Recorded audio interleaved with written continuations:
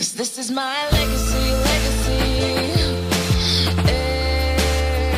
Hai, Shalom. Selamat datang ke Legacy.tv dalam pengajian pendek kita melalui Injil Markus. Persoalan yang saya ingin ajak kita perhatikan dalam video inilah ini. Benarkah Yesus pemimpin pujian dan penyembahan? Itu soalan saya ambil apabila saya membaca daripada Markus bab yang ke-14 daripada ayat ke-26. Tapi sebelum kita mengkaji petikan itu, hanya satu ayat saja. Ingin saya berkongsi kepada kita, apakah yang dimaksudkan dengan puji sembah? Ataupun what does it mean by worship? Nah, apabila kita perhatikan di dalam Alkitab, dan kita perhatikan dalam perjanjian lama saja, kita mendapati bahwa dalam perjanjian lama penuh dengan puji sembah, penuh dengan worship. Sehingga kan ada satu kitab yang dikhususkan untuk puji sembah, yaitu tidak lain tidak bukan, yaitu kitab Mazmur. Itulah kitab yang digunakan oleh umat Israel apabila mereka menyembah Tuhan di bait suci. Dan ada juga mereka menggunakan Mazmur secara pribadi. Dan itu penuh dengan puji sembah, penuh dengan worship. Contoh yang sangat ketara dalam perjanjian lama. Nah, apabila kita pergi kepada perjanjian baru, kita juga mendapati bahwa dalam penulisan dalam perjanjian baru, ia penuh dengan contoh-contoh, galakan, dan juga dorongan untuk kita menyanyi lagu suci, menyanyi lagu kudus, menyanyi Mazmur. Dan itu petikan yang kamu boleh perhatikan di dalam screen ini. Tapi mari saya bawa kita untuk membaca sedikit dalam kitab yang terakhir, yaitu kitab Wahyu. Ada 2 ayat di sana. Wahyu bab yang keempat, dan mari kita lihat daripada ayat ke-8 hingga ayat ke-9. Dikatakan begini, setiap makhluk itu bersayap 6, di bawah sayapnya pun penuh dengan mata. Siang malam mereka tidak henti-henti menyanyi, suci, suci, sucilah Tuhan Allah yang maha kuasa, yang ada dahulu, yang ada sekarang, dan yang akan datang. Keempat-empat makhluk itu menyanyikan pelbagai nyanyian yang memuliakan, menyanjung, dan menyatakan syukur kepada Dia yang sedang bersemayam di atas takhta, Dia yang hidup selama-lamanya. Nah, kamu bayangkan itu yang terjadi di syurga. Mereka menyembah, memuji Tuhan yang duduk di takhta. That's what it mean dengan puji sembah, menyembah Tuhan di atas tahtanya. Dan juga kita perhatikan dalam Wahyu bab yang ke-5 ayat ke-13. Dan ini termasuk visi tentang kita yang akan percaya kepada melalui Yesus Kristus, kita akan diselamatkan dan kita akan berada di syurga, dan di syurga nanti. Kamu bayangkan ini yang terjadi. Ini sudah terjadi, sedang terjadi, dan akan terjadi apabila kita semuanya berada di syurga suatu hari nanti. Nah, sudah terjadi, sedang terjadi, akan terjadi. Itu yang ayat yang sangat penting kan. Wahyu bab yang ke-5 ayat ke-13 berkata begini, aku mendengar, ini Rasul Yohanes. Nah, kamu bayangkan, aku mendengar semua makhluk di syurga, di bumi, di bawah bumi, di dalam laut, dan semua yang ada di dalamnya menyanyi segala puji, kemuliaan, dan kuasa kepada Dia yang duduk di atas takhta dan kepada Anak Domba untuk selama-lamanya. Nah, kamu bayangkan dalam Alkitab, perjanjian lama, perjanjian baru, penuh dengan nyanyian, penuh dengan puji sembah kepada Tuhan yang duduk di atas takhta. And that is what it mean dengan puji sembah. Malah kalau kita lihat dalam sejarah gereja yang penuh dengan nyanyi dan juga puji sembah dalam sejarah gereja, kalau kamu berfokus, saya ingin bawa kita berfokus kepada zaman reformasi. Contohnya daripada Martin Luther, John, dan juga Charles Wesley. Semua mereka, banyak him-him yang menarik, him-him yang sangat-sangat alkitabiah. Itu ditulis pada zaman reformasi. Sebelumnya juga ataupun selepasnya juga banyak. Dan kebanyakan itu menunjukkan kepada kita apa tentang sejarah gereja. Yaitu sejarah gereja dari awal sudah menyatakan kepada kita betapa pentingnya puji sembah. Dan itu yang dimaksudkan dengan puji sembah. Dan saya ingin menekankan kepada kita juga yang ini, worship ataupun puji sembah and the word of God. Worship and word, yaitu firman Tuhan, itu tidak boleh dipisahkan. Ianya harus saling mendorong antara satu dengan yang lain. Itu tidak boleh dipisahkan. Firman Tuhan, the word of God, dan juga puji sembah, worship, itu tidak boleh dipisahkan. Malah pengertian kita tentang worship juga harus meluas. Worship bermaksud juga bukan hanya menyanyi.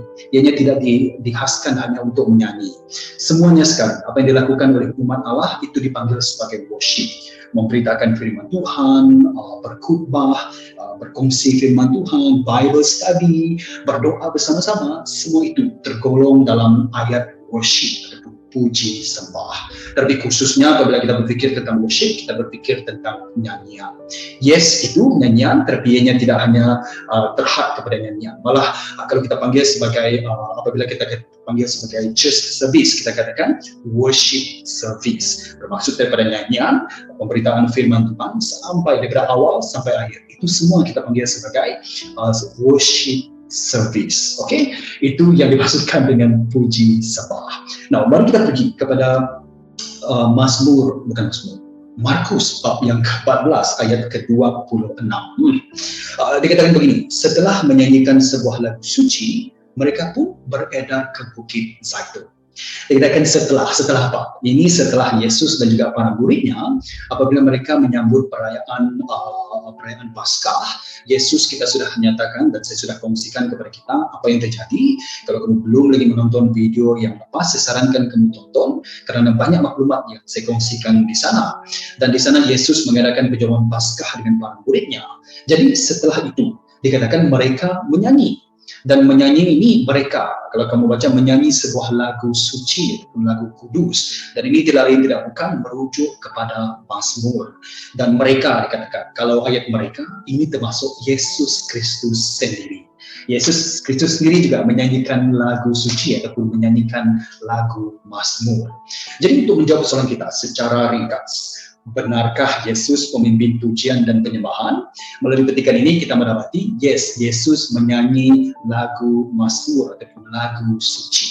Tapi betulkah dia pemimpin pujian dan penyembahan? Dan ini sangat penting. Apabila kita perhatikan dalam petikan Markus yang sebelum ini, kita mendapati bahwa Yesus dilihat sebagai pengurusi majelis. Sebab itu kita melihat bagaimana Yesus menguruskan mereka semua. Yesus mengambil roti, memecah-mecahkan roti dan memberikan kepada mereka. Begitu juga dengan cawan air anggur, mengucap syukur, dan juga Yesus memberikan kepada mereka dan mereka minum bersama-sama. Dan di situ kita melihat Yesus sebagai pengurusi majelis. Jadi, sebagai pengurusi majelis dalam majelis Paskah, jamuan Paskah, tidak lain tidak bukan yang akan memimpin pujian pada ketika itu ialah Yesus Kristus. Jadi, untuk menjawab persoalan kita, benarkah Yesus pemimpin pujian dan penyembahan? Dan jawaban dia ialah ya. Nah, apabila mereka menyanyi lagu suci ataupun lagu kudus, ataupun ini dipanggil sebagai Halel. Halel itu puji sembah. Daripada ayat yang kita gunakan haleluya, halel. Dan halel ini adalah selalunya diambil daripada Mazmur 113 hingga 118. Nah, ingat lagi cawan yang saya katakan dalam episod yang lepas. Kalau kamu belum lagi menonton episod yang lepas, saya sarankan kamu tonton. Ada signifikannya kenapa ada 4 cawan. Tetapi dalam 4 cawan itu, secara ringkas, kamu kena tonton untuk mengetahui apakah yang dimasukkan dengan cawan itu. Setiapnya sangat-sangat penting. Dan begini, apabila mereka memulakan perjamuan Paskah, mereka akan minum cawan yang pertama, yaitu cawan mengucap syukur. Dan kemudian selepas itu mereka akan minum cawan yang kedua. Dan cawan kedua itu ialah mereka akan minum bersama-sama sebelum mereka makan. Dan akan ada nyanyian. Dan nyanyian itu diambil, seperti saya katakan, ini dipanggil sebagai nyanyian Halel, bahagian yang pertama. Itu diambil daripada Mazmur 113 hingga 114. Mereka menyanyikan Mazmur. Nah, saya tidak pasti sebenarnya mereka menyanyikan keseluruhan Mazmur ataupun sedikit petikan demi petikan, tapi yang penting mereka menyanyi Mazmur. Itu bahagian yang pertama. Kemudian mereka minum cawan yang ketiga. Itu mereka minum selepas makan dan mengucap syukur, grace to God. Nah, cawan yang terakhir mereka minum. Dan apabila selepas mereka minum cawan yang terakhir, apa yang mereka lakukan? Mereka menyanyi lagi. Itu bahagian kedua, nyanyian Halel daripada Mazmur 115 hingga Mazmur 118. Jadi kamu bayangkan mereka menyanyi bersama-sama. Dan ini juga sesuatu yang sangat menarik. Di sini kita melihat bukan hanya para murid Yesus, malah Yesus sendiri juga menyanyi Mazmur ini. Dan sebagai pengurusi majelis, saya katakan tadi, Yesus ialah pemimpin pujian, worship leader pada ketika ini.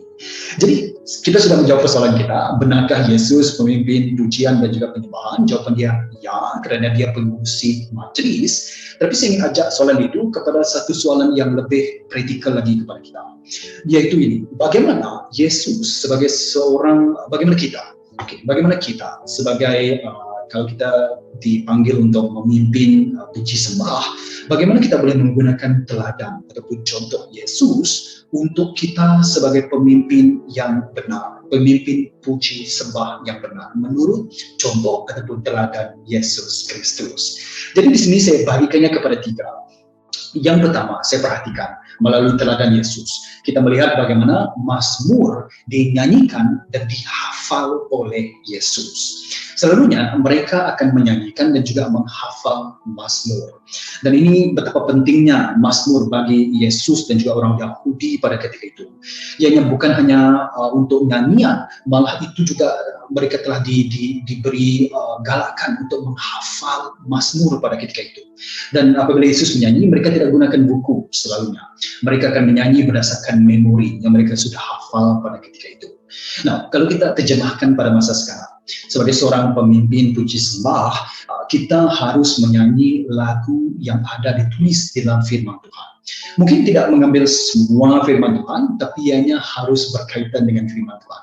It must be biblical, ataupun ianya mesti alkitabiah. Dan apabila kita memperhatikan Yesus menghafal mazmur, dan ini juga memberi galakan, malah cabaran untuk kita sebagai pemimpin puji sembah, dan juga kita yang memuji sembah Tuhan secara umum, kita juga harus ada firman Tuhan yang kita hafal, firman Tuhan yang telah terpendam di dalam hati kita. Mungkin kita tidak perlu menggunakan buku lagi, kita menggunakan firman Tuhan untuk menyembah Tuhan. Dan ini sangat penting sebagai pemimpin pujian. Kita harus menyanyikan lagu Alkitab ataupun lagu yang alkitabiah. Dan untuk menghafal firman Tuhan, ini bermaksud kita juga harus membaca firman Tuhan. Kita harus dipenuhi dengan firman Tuhan dalam fikiran kita, di dalam hati kita, dan malah dalam kehidupan kita, dan juga di dalam puji sembah kita. Itu salah satu contoh yang Yesus berikan ataupun teladani kepada kita. Yang kedua, kita melihat melalui Yesus. Yesus menggunakan mazmur untuk mengekspresikan hubungan dia dengan Bapa. Dan kalau kita perhatikan, seperti saya katakan dalam perjanjian lama tadi, dalam Alkitab, itu juga mengekspresikan antara hubungan umat Allah dengan Tuhan. Dan ini sangat penting bagi kita, karena ekspresi ini penting. Jadi kitab ataupun firman Tuhan ataupun mazmur, apa saja yang kamu gunakan untuk menyanyi lagu Tuhan, seperti saya katakan dalam reformasi, mereka menulis hymn, dan itu kalau kamu baca ianya penuh dengan firman ataupun sangat-sangat alkitabiah dan penuh dengan doktrin dan sebagainya. Tapi ianya bukan, kalau kita pergi pada mazmur, ianya bukan hanya penuh dengan teologi, tetapi ianya penuh juga dengan emosi dan juga perasaan. Itu cara kita mengekspresikan perasaan, emosi kita kepada Tuhan. It's not just theology, ianya juga doxology. Doxology bermaksud emosi, apa yang kita ekspresikan kepada Tuhan. Kalau Yesus menggunakan mazmur, lagu suci untuk mengekspresikan hubungan dia dengan Bapa, begitu juga dengan kita. Kita boleh menggunakan firman Tuhan, mazmur dan sebagainya untuk mengekspresikan hubungan kita dengan Tuhan. Apabila mereka membaca daripada Halel, mazmur daripada 113 hingga 118, itulah mazmur mengucap syukur tentang apa yang Tuhan lakukan kepada umat Israel, mengeluarkan mereka daripada Mesir. So it is an expression. Dan yang ketiga, yang saya ingin ajak kita perhatikan, mazmur menggambarkan apa yang terjadi kepada Yesus Kristus. Dan ini penting. Selepas ini kita perhatikan mereka beredar ke Bukit Zaitun. Dan kita sebagai pembaca Injil Markus, kita mendapati bahwa nanti Yesus akan bergumul di Getsemani, Taman Getsemani. Yesus akan ditangkap dan kemudian kita melihat bagaimana Yesus akan mati di kayu salib. Yesus sadar bahwa Yudas Iskariot sudah mengkhianatinya. Yesus sadar bahwa dia akan disangkal oleh para muridnya. Yesus sadar bahwa dia akan ditangkap, dianiaya, dibunuh oleh pemimpin Yahudi dan juga bangsa asing yaitu Roma. Dan Yesus juga akan disalibkan. Tetapi kita melihat dalam petikan ini, Yesus tetap menyanyi lagu puji sembah. Yesus tetap lagi menyanyi sebuah lagu suci, Mazmur, walaupun Yesus tahu keadaan itu yang terjadi kepadanya. Nah, melalui ini kita perhatikan, Yesus menggunakan Mazmur ataupun lagu suci untuk menggambarkan apa yang akan terjadi kepadanya. Dan kita juga boleh menggunakan Mazmur. Kalau kita membaca Mazmur, kita mendapati banyak pergumulan sifat Mazmur tulis, dan kita boleh menggunakannya untuk menggambarkan keadaan kita pada ketika ini dan membawanya kepada Tuhan. Dan Yesus, walaupun di akhir-akhir sebelum dia mati di kayu salib, Yesus sempat lagi untuk mengucap puji syukur, mengucap sembah, dan juga menyatakan hubungannya dengan Bapa. Dan semua ini melalui lagu puji sembah ataupun lagu suci. Dan ini harus menjadi teladan kita juga sebagai pemimpin pujian, malah kita sebagai menyembah Tuhan di gereja ataupun dalam persekutuan kita harus melihat ini. Mazmur dinyanyikan dan dihafalkan oleh Yesus, jadi menggerakkan kita untuk membaca kitab Mazmur, membaca firman Tuhan, menghafalnya, membaca firman Tuhan. Kalau pemimpin puji sembah tidak membaca firman Tuhan, bagaimana dia boleh menyanyikan lagu yang alkitabiah, lagu yang memberi kemuliaan kepada Tuhan? Yang kedua, kita melihat Mazmur mengekspresikan hubungan Bapa dengan Yesus. Begitu juga kita menggunakan Mazmur, firman Tuhan, untuk mengekspresikan hubungan kita dengan Tuhan. Ingat, Mazmur ataupun firman Tuhan bukan hanya untuk teologi, tetapi untuk doksologi juga, untuk menunjukkan emosi dan perasaan kita. Dan sebagai pemimpin puji sembah dan kita yang menyanyi secara umum, kita juga melihat Mazmur menggambarkan apa yang akan terjadi kepada Yesus Kristus. Melalui Mazmur kita boleh mendapati nubuat tentang Yesus, dan begitu juga kita boleh mengaitkan semua ini dengan kehidupan Yesus Kristus, dan akhirnya juga yang membawa aplikasi dalam kehidupan kita. Apabila kita membawa puji sembah, semuanya harus menjurus kepada Yesus Kristus. Dan ini yang saya ingin kita perhatikan melalui satu ayat ini saja. Bukankah firman ini sangat-sangat penting kan bagi kita yang menjadi pemimpin puji sembah, dan kita melihat Yesus menyanyi lagu suci. Wow, sangat menarik. Jumpa lagi dalam video yang akan datang. Shalom. This is my legacy.